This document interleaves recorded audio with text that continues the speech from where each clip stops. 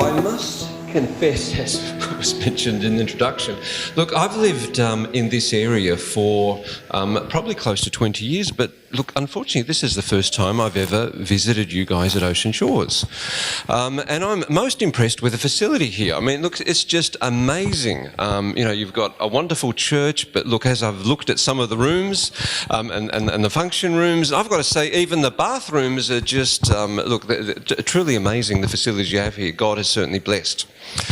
So very happy to be here together with my son Daniel. Daniel is he was at Tweed Valley Adventist College.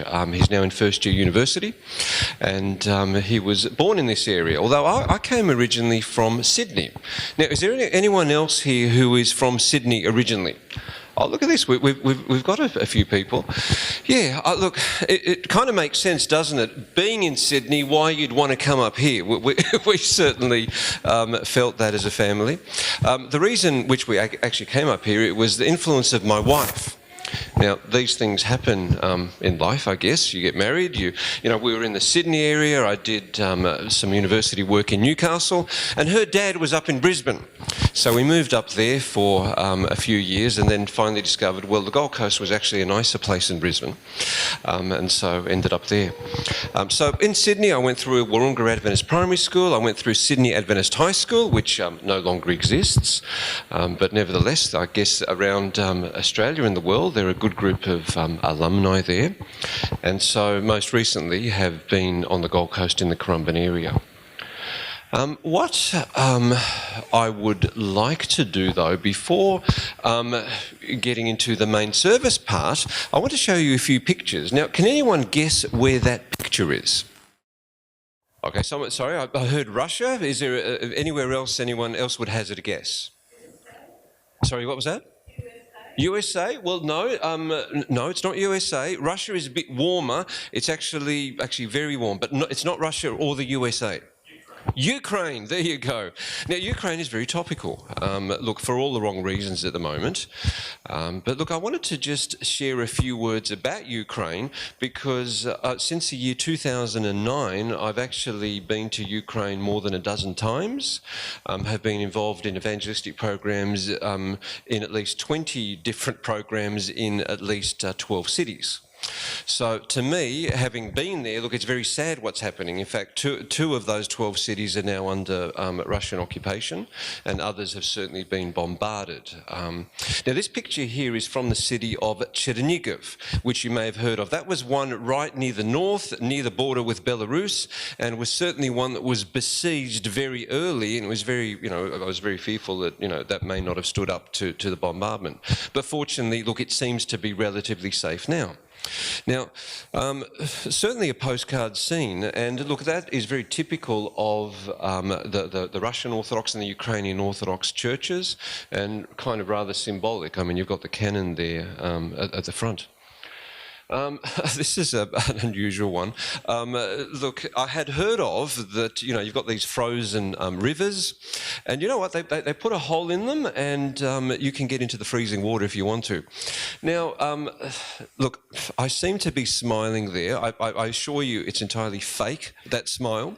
It is freezing. In fact, the only way you can do that, they have a thing called, some of you may have heard of, the Russian or Ukrainian banyas. They're like saunas. So think of a Finnish sauna, but they've got these, you know, wood-fired coal, not wood-fired stoves. You put water on them, you know, massive humidity, but they really stoke up the fire. Typically inside they'd be, look, 70 degrees is cold, 80 degrees is getting there okay. This is as far as the locals are concerned. 85, 90 degrees, now that's a real sauna. The hottest one I've ever been was 105 degrees. Now, at least, assuming the thermometer wasn't broken, but it was very hot. And so you can imagine you go in one of those, you warm up, so then you jump into a river to cool down. Mind you, you cool down within 5 seconds and you want to jump out. The guy taking the photograph was fiddling around. I said, look, just take the photograph. I want to get out of here. So, look, that was indeed a cultural experience.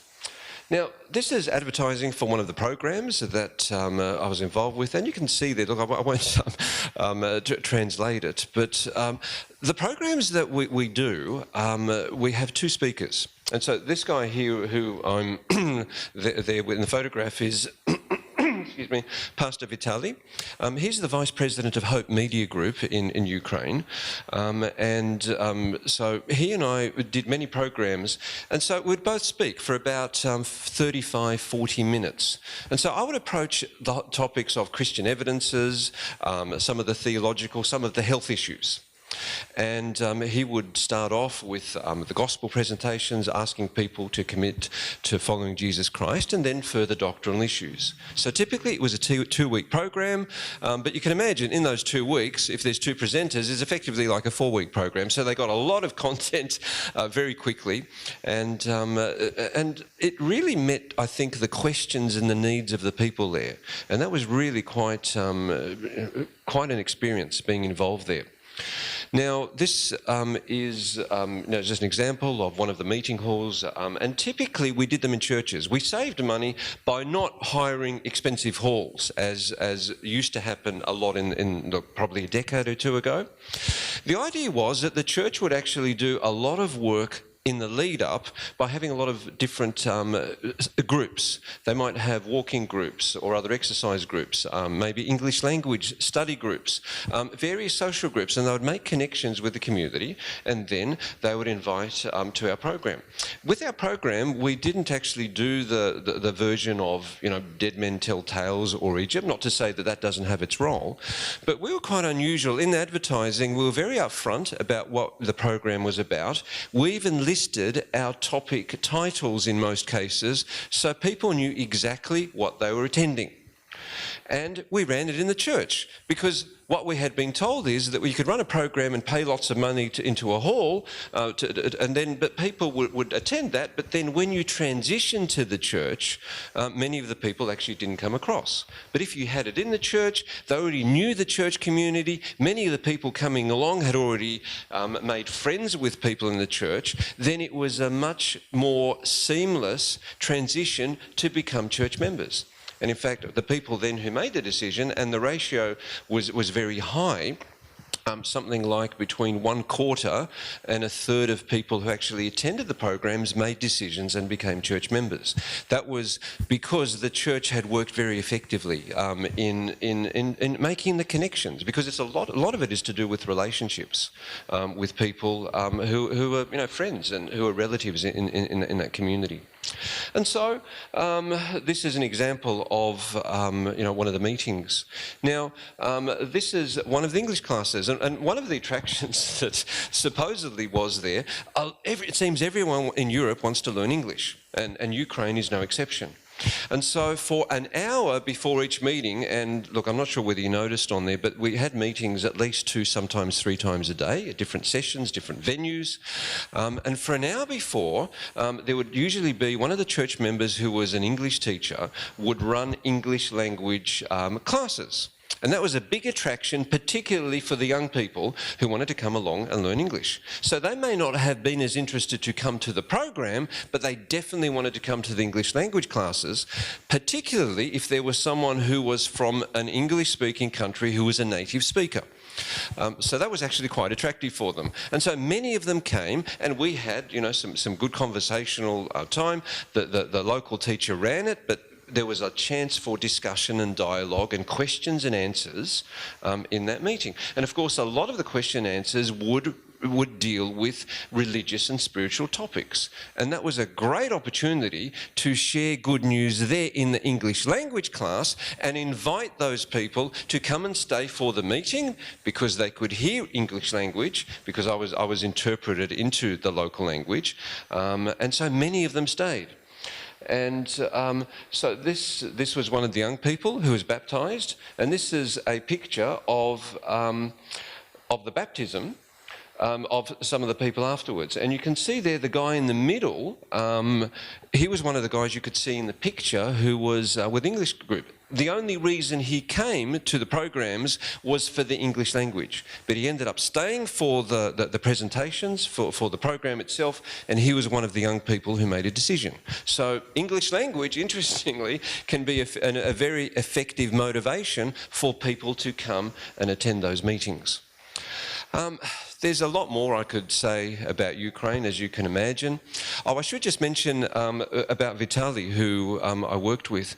He is, as I mentioned, he's with Hope Media Group, but because of the war, all the departmental people from the church administration at the Ukrainian Union and the conferences, everybody now is focused on humanitarian work and working very closely with ADRA. In fact, Vitaly's father-in-law, Anatoly, who we've also worked very closely with, he's the ADRA director in Ukraine. And so, look, he's got a massive responsibility in trying to coordinate huge amounts of effort. I had a chance to speak with him just about a week ago, and he was saying they've got over 1,000 people who are either employed personnel or volunteers that they're working with to try to get all the work done in and around Ukraine through ADRA. So please keep ADRA and also the church there in Ukraine in your prayers, because they're certainly going through a very tough time. Now, there's one thing, before I start into the sermon time, there's, for me at least, there's a piece of very good news. And that is that as I look around, I can't see a clock. Now, maybe, look, funny thing, look, I don't have my glasses on, so I can't read it. So that's... So no, the reason I say that, look, I know that we have a culture in Australia that 12 o'clock we finish, and look, I'm not going to fight the local culture, but it's interesting. When I first went to Russia and Ukraine in 1992, communism had just fallen.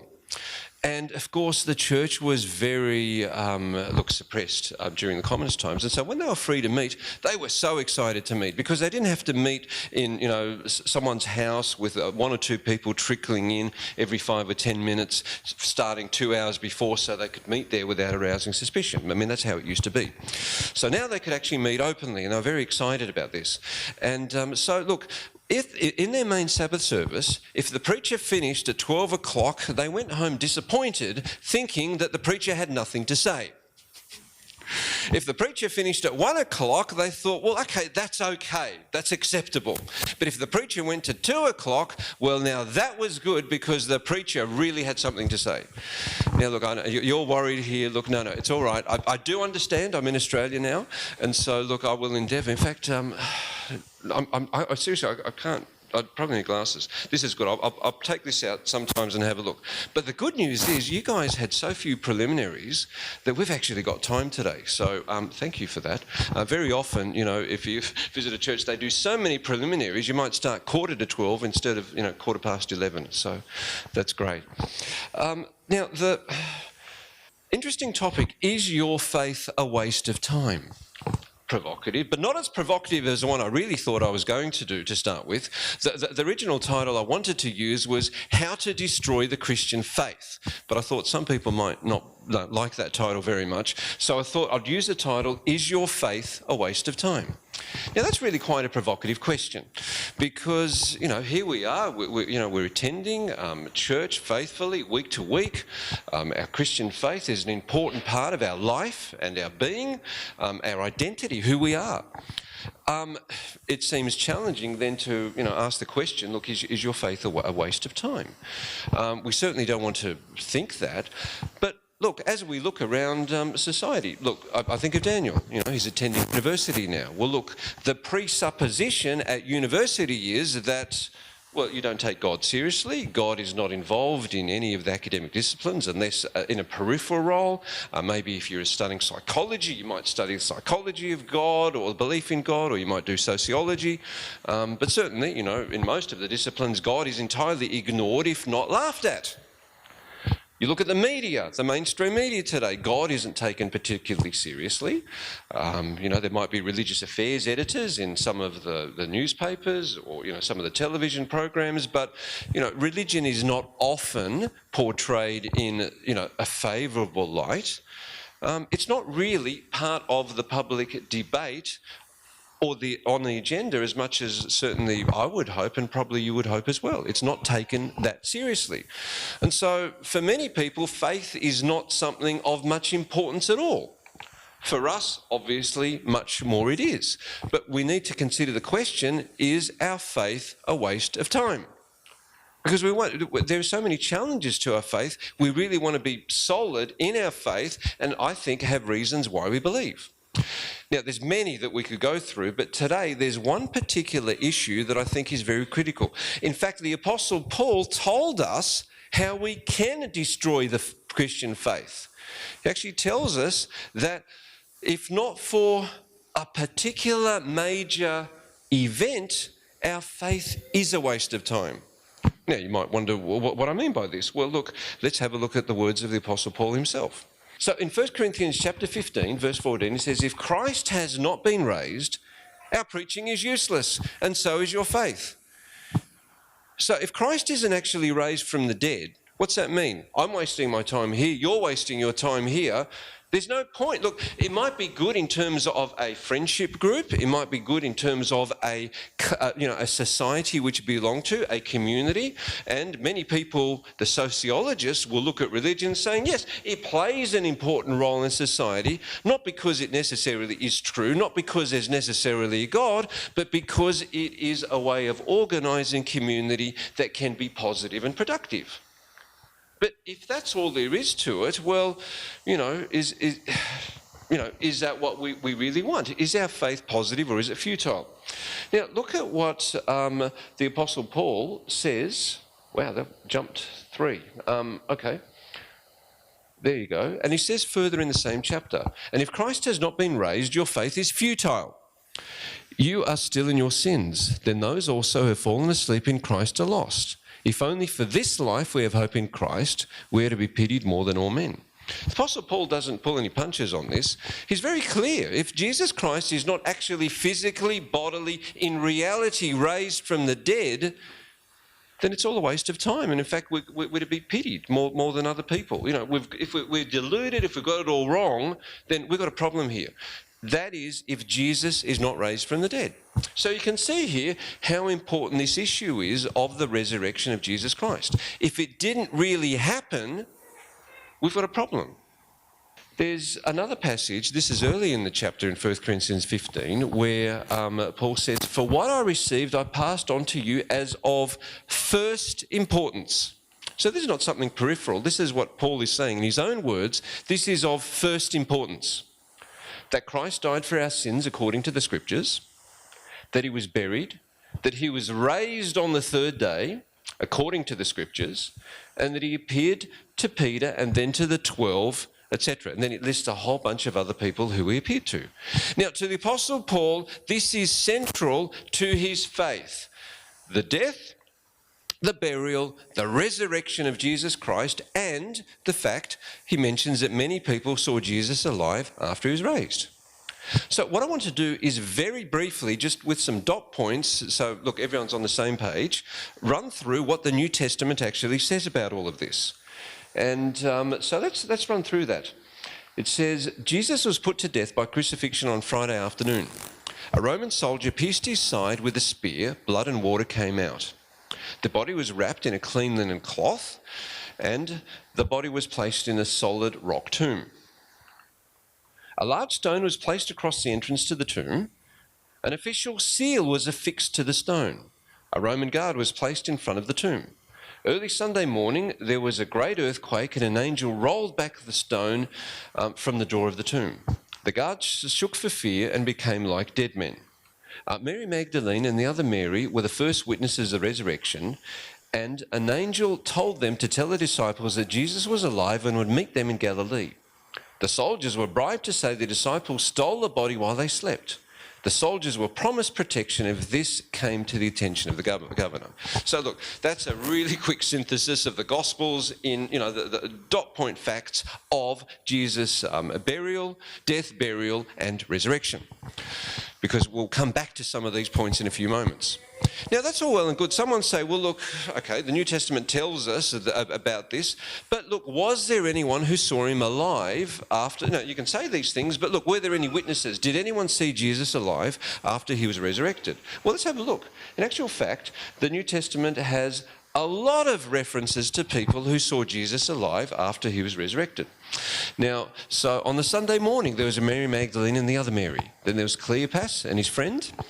Sunday afternoon, there was Simon Peter. Then there were the 10 apostles without Thomas. Now, you remember the story of doubting Thomas, that he said until, he didn't believe the others, he said until he sees Jesus and he touches him, he's not going to believe. And sure enough, the next week, that's what happened. So then there was 11 apostles with Thomas. Then later, the 7 by the lake of Tiberias. Then there were more than 500 believers. Now, that's amazing. Imagine that, 500 believers all at the one time who saw Jesus. Then you've got the 11 apostles at the ascension into heaven, and then finally you've got in vision Paul or Saul on the road to Damascus. So he had an encounter directly with Jesus Christ and saw him. Now, that's not just one or two people. We've got, hundreds of people at different times and different places who it's reported saw Jesus Christ alive after he died. Okay, that's a lot of people, isn't it?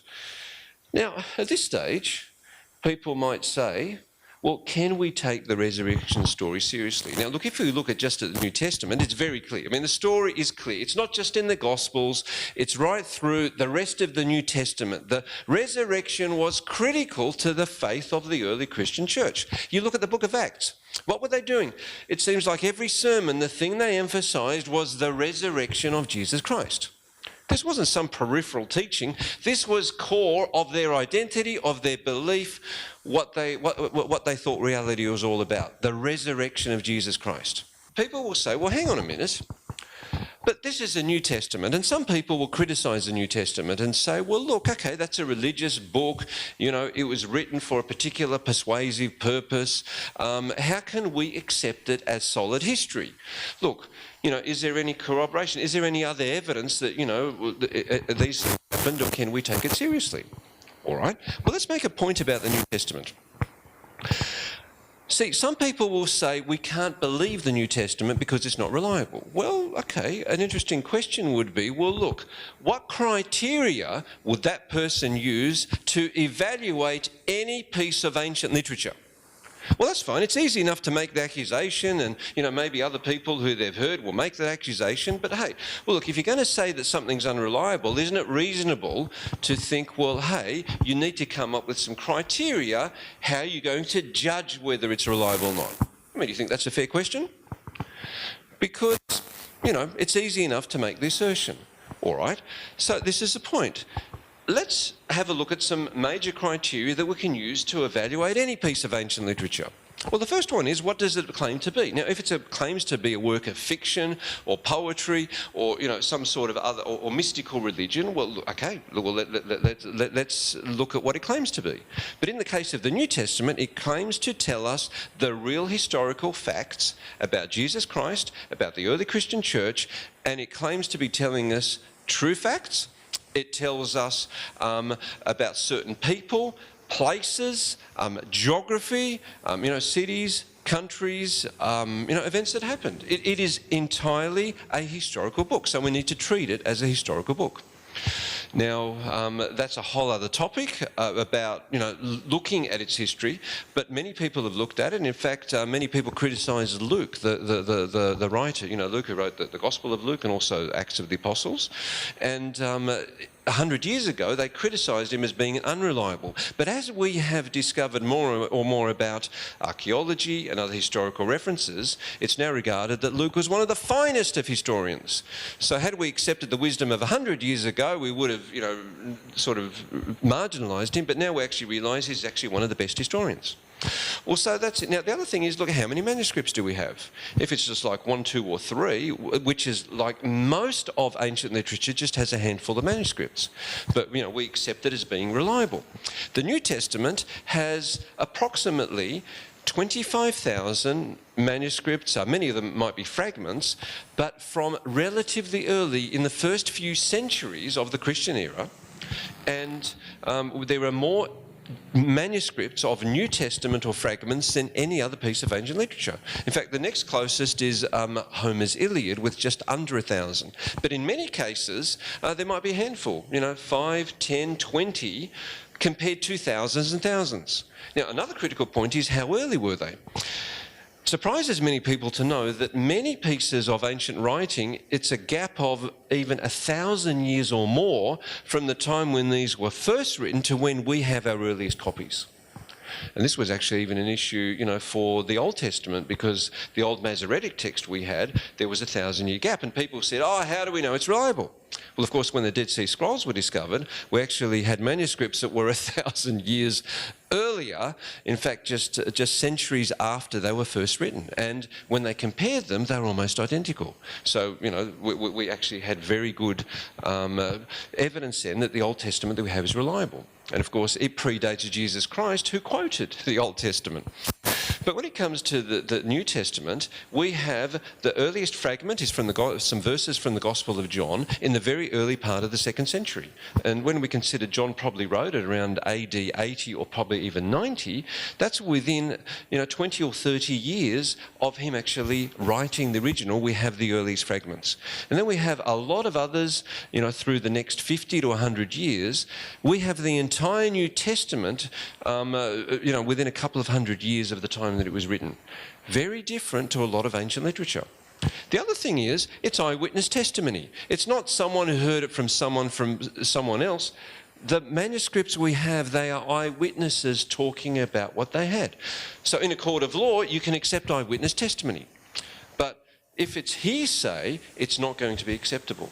The other thing is, we have many events and many places that are corroborated from other historians and also from archaeological findings that support what the New Testament is saying.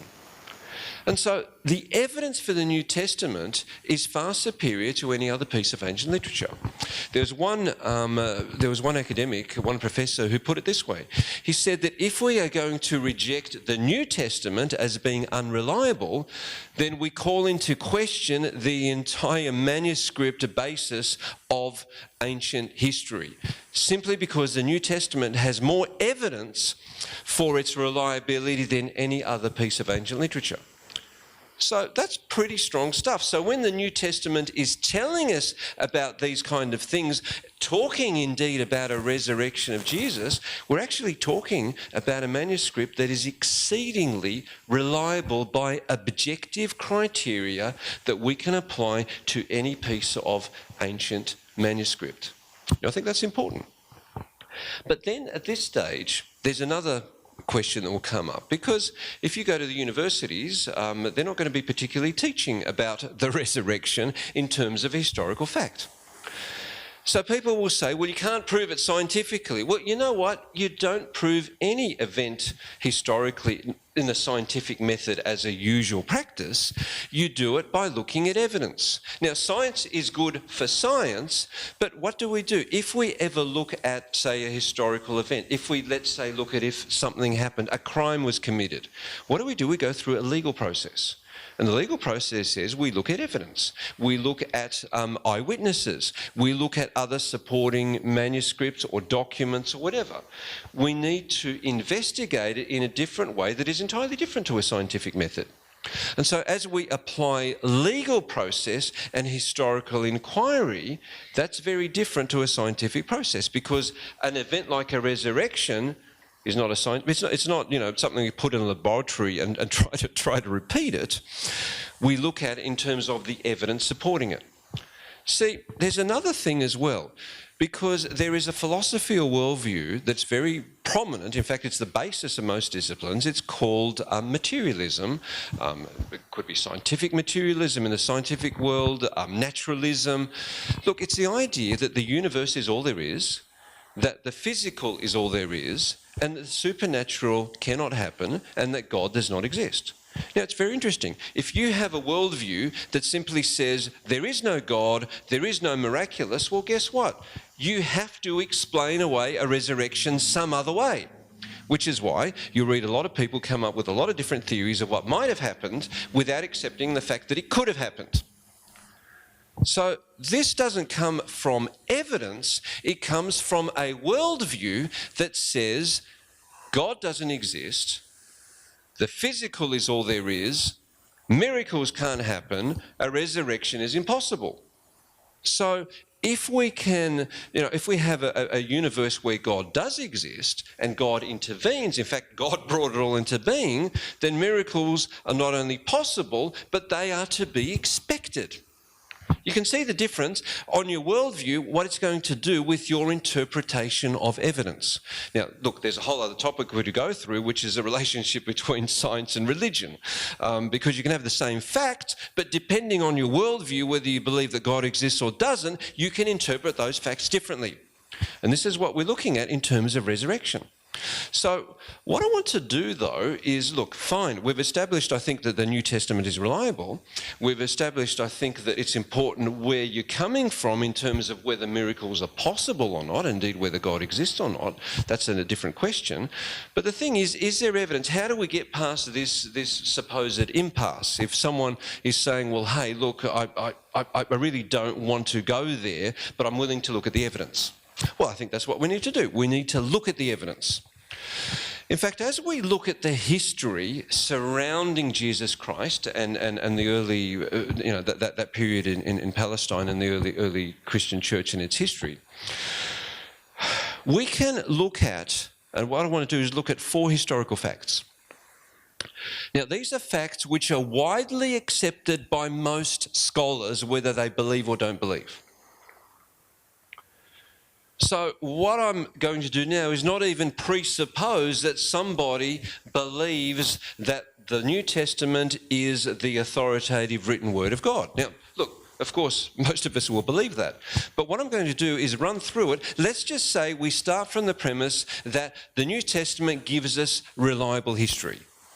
So let's ignore its other claims at the moment, but let's say in terms of the history that it gives, we can look at it reliably. I think there's very good evidence that we can do that. So what I want to do is look at 4 historical facts that the vast majority of scholars, if not all, will accept some or indeed all of these 4 facts.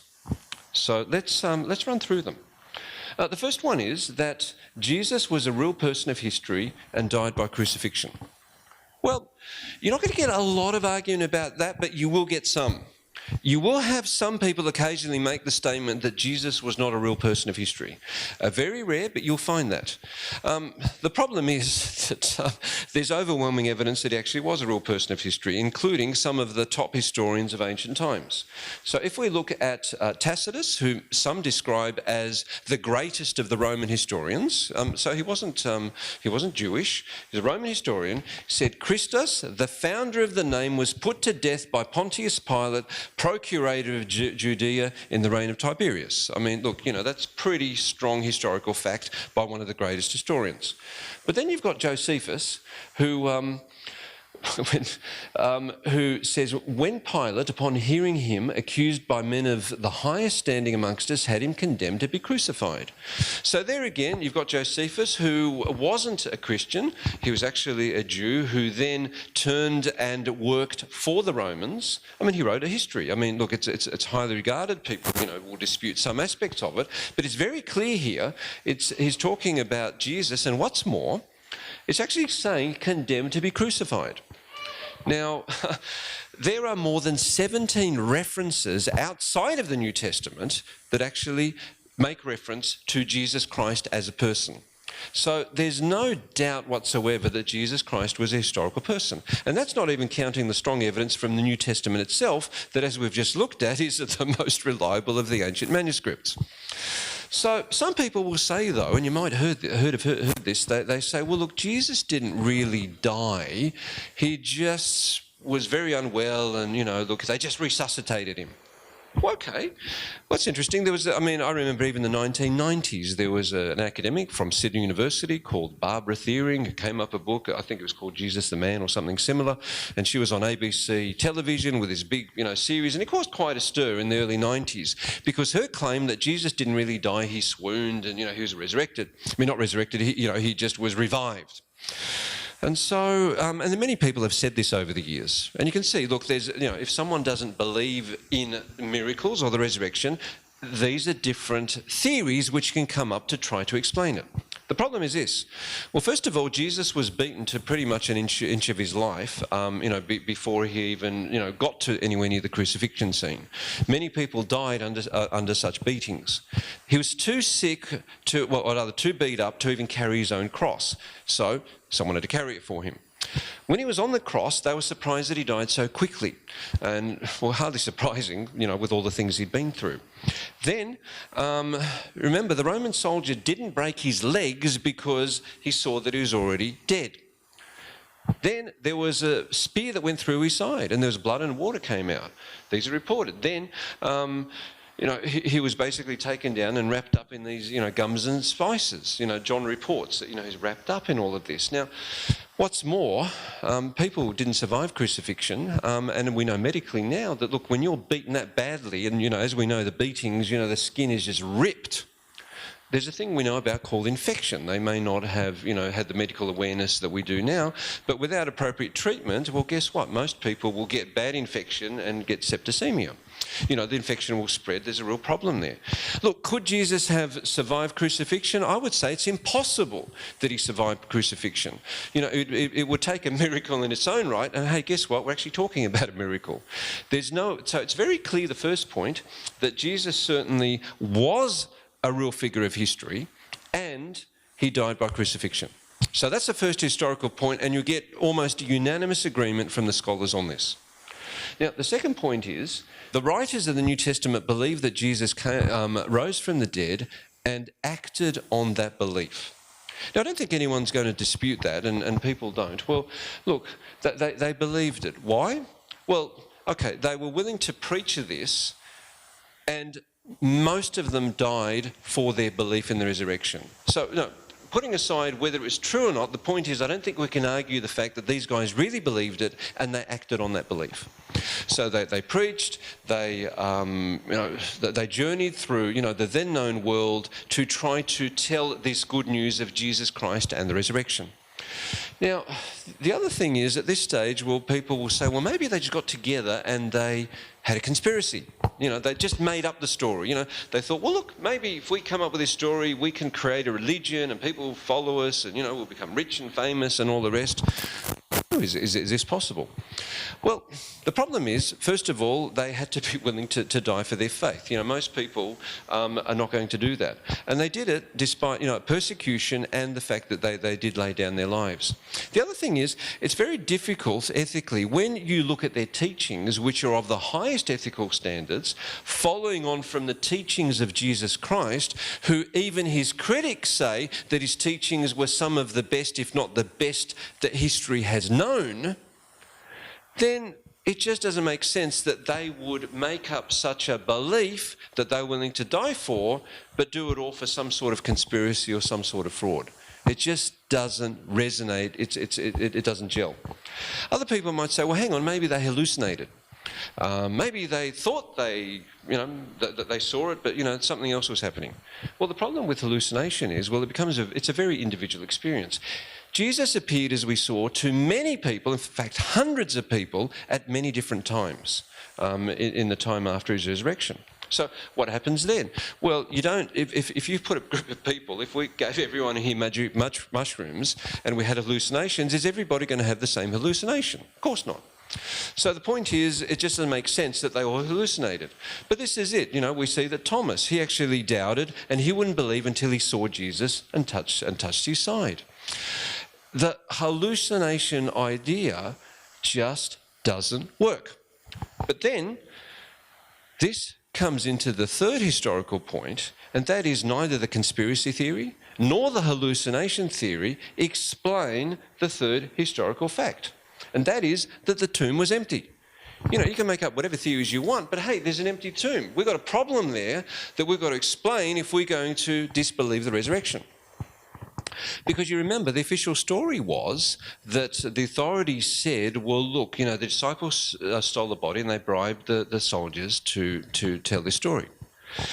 Now, the question is, why would the disciples try to steal the body? Even if they could, how could they? Because everyone admitted the tomb was empty. The authorities admitted it. In fact, even in the first centuries, during the rise of Christianity, the Jewish authorities sent emissaries through the empire and the kingdom, and this is reported in Justin Martyr's dialogue with Trypho, that they sent emissaries trying to counteract the Christian message, saying the disciples stole the body. So this was not only recorded in the New Testament, but we've got other sources that actually tell us that this was the official story. Well, but the problem with the story is this. We know that when Jesus died, the disciples, they ran away. They were cowards. They weren't in a mind... They didn't even understand the resurrection. When Jesus... On the Sunday morning, when they were told that Jesus was alive, they didn't believe. Thomas didn't believe, until he saw him. They weren't expecting this. They somehow didn't get it. You thought they would have got it after 3.5 years, but they somehow didn't get it. So, we've got a problem here that then what happened? So they were fearful. Why would they take on the power of Rome to somehow steal the body? Because there's very practical problems. First of all, there was a seal placed on the tomb.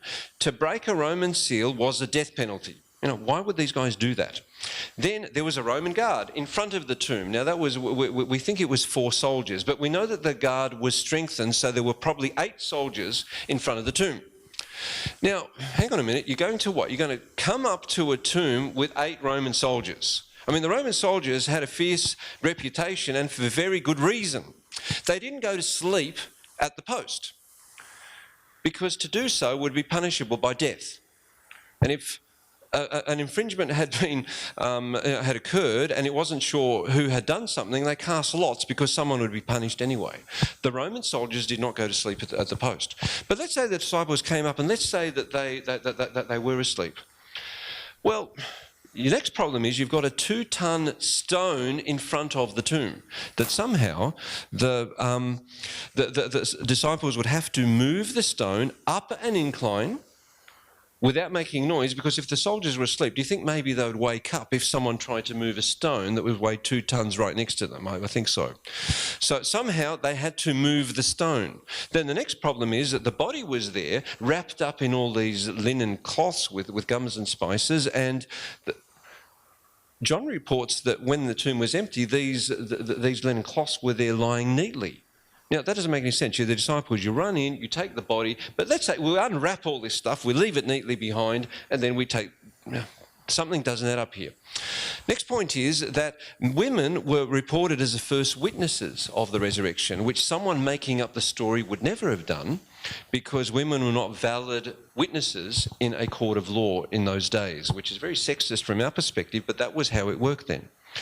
And then we've got the issue of the resurrection was preached where?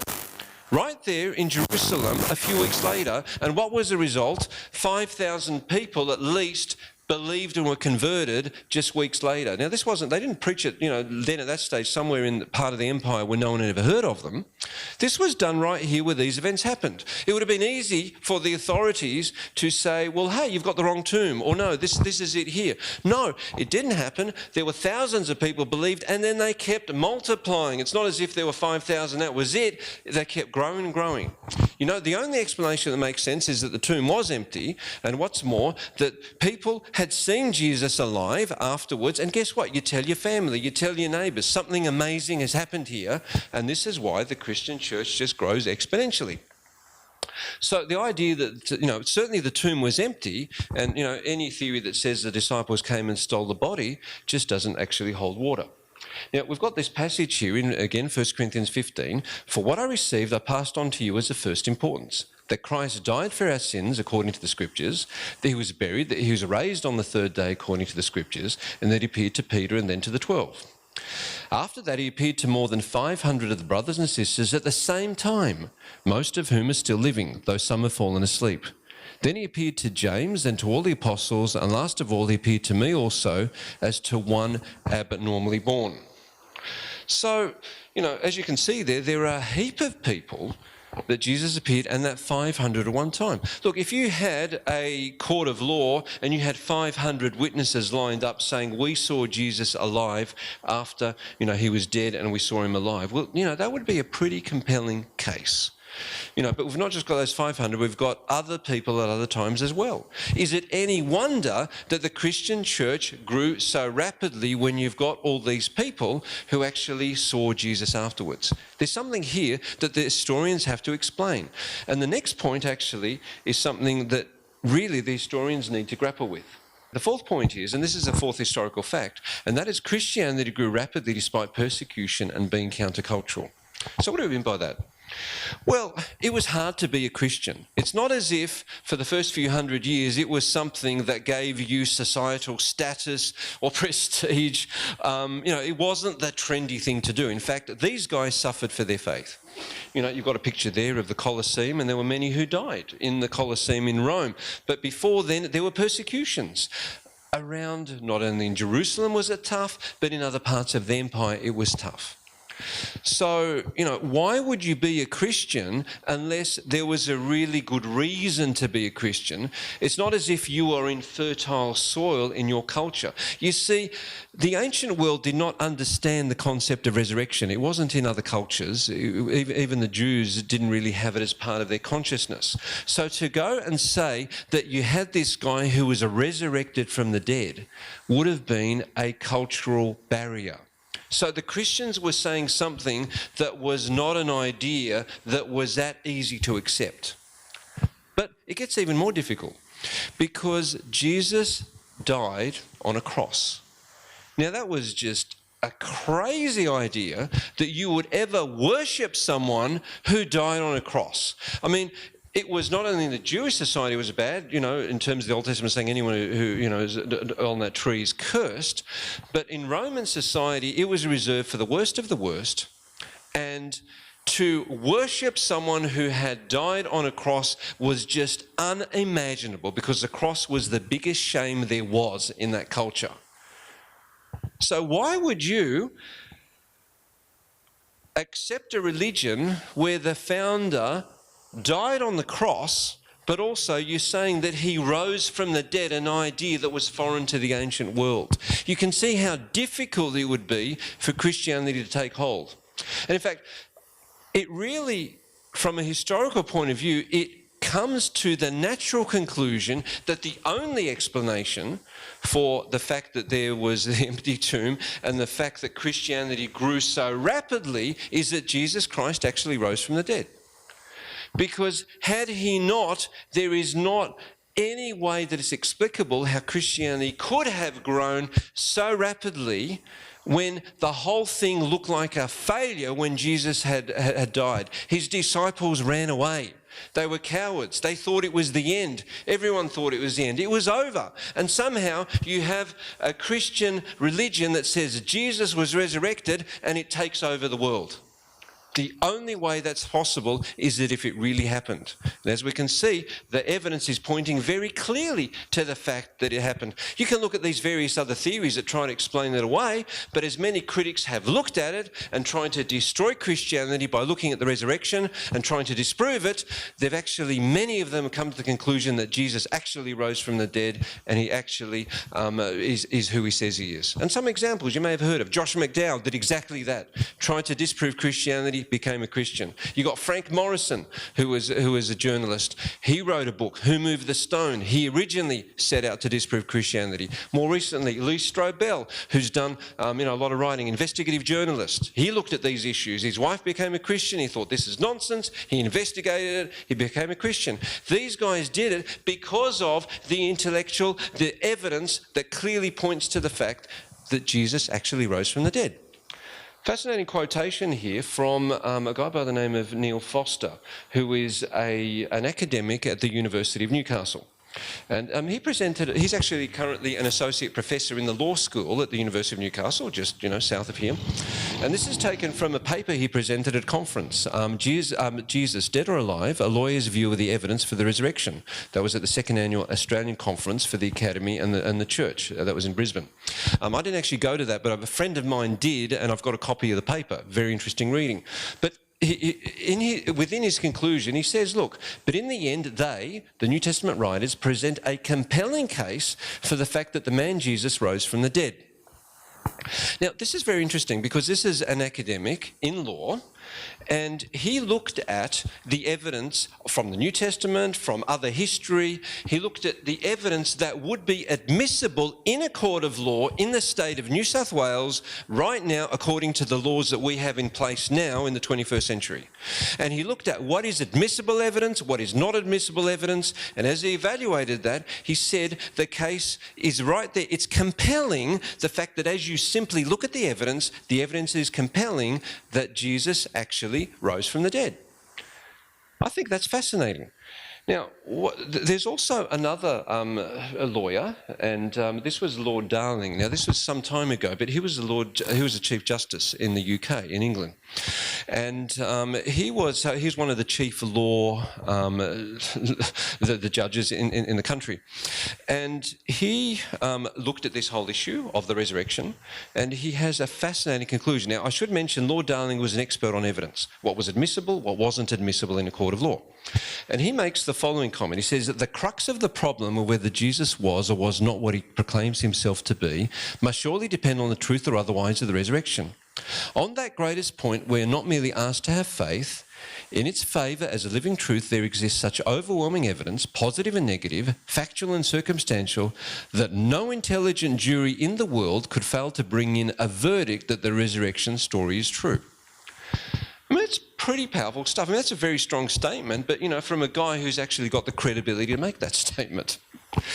As we're looking at this, remember the words of Apostle Paul. If there's no resurrection, the faith is futile. You're basically still in your sins. We're preaching. We're wasting our time. Well, you know what? The reason he could say that is because he was so confident he knew that Jesus had risen from the dead. He also knew that if Jesus had risen from the dead, it changes everything. It means that rather than having no hope, we've got all the hope in the world. Because of what Jesus has done, we have hope in the future. So this is why it's just not some simple, interesting historical sideline.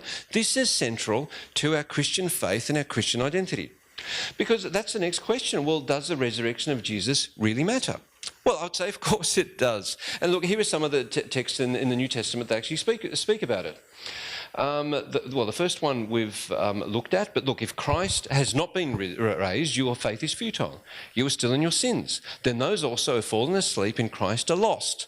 If only for this life we have hope in Christ, we are to be pitied more than all men. So you can see here the resurrection is critical, to the fact that our sins can be forgiven and the fact that we have hope. Because if Jesus wasn't resurrected, the whole thing's useless. Well, the next one is Romans 10:9. If you declare with your mouth that Jesus is Lord and believe in your heart that God raised him from the dead, you'll be saved. Well, hey, that's pretty exciting stuff. Sometimes we make it a lot more complicated than it needs to be. Now, it's not to say that there's many other things that aren't useful, that they're very important, etc., etc. But look, the crux of it is that if we confess that Jesus is Lord, so what's that mean? We become disciples of Jesus Christ. I guess that's time. Is it 12 o'clock? It goes out. I've got 3 minutes. Oh, there we go. No, it's back. That's a really good way of, I like that. So if you declare that Jesus is Lord, so what's that mean? It means that, well, it's not just, saying, some words, but the point is being, at your being, saying, look, I am a follower of Jesus Christ. I accept what he's done for me. I accept he loves me. I want to do, I want to follow him. I want to be his disciple. That's it. And what? And believe he raised him from the dead. Well, the point is, if you don't believe it raised him from the dead, as we can see, well, look, who are we praying to? Who are we expecting to return if he's dead? It kind of, you kind of, if you don't believe he's risen from the dead, it really makes Christianity pretty weak, I think. A sociological phenomenon about that. Now, Hebrews 4:15-16. For we do not have a high priest who is unable to empathise with our weaknesses, but we have one who has been tempted in every way, just as we are, yet he did not sin. Let us then approach the God's throne of grace with confidence, so that we may receive mercy and find grace to help us in our time of need. Now, look, if he's dead, he's not going to be helping us. Now, the thing is, we all go through a lot of tough times. Certainly the last few years, look, Ukraine even more so than we are, but you know what? Life is tough. And look, we know there's sin in the world. We know that, the world is in a battle between good and evil. There's a great controversy which is happening. But you know what? What we're told is that Jesus can help us, and what we're told is we should approach him and ask for his help, and not to do it timidly as if, look, we've got to tiptoe around. It tells us to approach God's throne of grace with confidence, and so that when we receive mercy and find grace to help us in our time of need. So with confidence, other versions will say with boldness. So the point is, we are his disciples, we are believers, we can actually go to Jesus, and it says with confidence or with boldness. And that's something that should encourage us no matter what problems we're going through. Now, it doesn't mean everything's going to happen beautifully as we might want it in this life, but actually tells us that there's a future that is amazing, that believing in Jesus Christ offers something that no other philosophy or religion can in the world. Now, that's a whole thing we can unpack, but in the next 60 seconds, no, because my time's almost up. Now, John 11, Jesus said to her, I am the resurrection and the life. The one who believes in me will live even though they die. Fine, well, look, we die. We have a natural death, the first death. But you know what? We'll live anyway. Because Jesus is the resurrection. Because he rose, we have confidence that we'll be raised again. And this is exactly what we're told in 1 Corinthians 6. By his power, God raised the Lord from the dead, and he will raise us also. We'll finish up on that text. But you know what? This one here is just amazing. Because you know what? You can go to whatever university you want to, and if you've got a naturalistic view, you know what? The idea is that the universe happened by accident, life happened by accident, we die, there is no possibility of anything further, and eventually we'll all go extinct because what? The universe will burn out and there will be no life possible in the entire universe. I mean, that's a pretty messy thing. Comes from nothing, goes to nothing. It's all meaningless. I guess there's a book in the Old Testament that says all is meaningless except for God. And you know what? The book of Ecclesiastes is one of my favourites, and I think it's as relevant today as it's ever been. Fascinating book, but look, I digress there. But look, science can't tell us anything about what happens when we die, except it assumes when we die it's all over. Well, you know what? Look, my dad's 96, my mum's 93. I visited them last weekend, and you know what? By God's grace, they're still alive and well, living at home. That's great. But look, I know one day that's not going to be the case. But you know what? When they're gone, I want to see them again. Just like everyone here has loved ones who are not with us anymore, but you know what? We want to see them again. Now, science gives us no hope when it comes to that. The universities can't help us at all. Mainstream media can't help us at all. But you know what Jesus Christ does? Because he says, not only I'm the resurrection and life, but here we're told by his power, God raised the Lord from the dead, and he will raise us also. And you know what? This is not some sort of made-up idea. This is based on solid history. We've looked at the evidence. We've looked at the evidence of the resurrection of Jesus. And because Jesus rose from the dead, as it says in 1 Corinthians, he's the first fruits of those who will rise. And here it says that we will rise also because Jesus rose from the dead. So as you can see, there is so much in terms of the importance of the resurrection of Jesus. It is only because Jesus rose from the dead that we can have faith. That we can have confidence. And it is because of the faith that we have that we can have confidence that Jesus will return. He'll do the things that he said he will. And when he returns, he will take us to be with him forever. and that we will have a future that I would argue is better than any other view that is out there. We can believe these things, they're great things to believe, give us a lot of confidence and encouragement, and they're not just wishful thinking, these are based on solid evidence that we've looked at today. So may God bless you all. It's been a privilege being with you, and I wish you a happy Sabbath.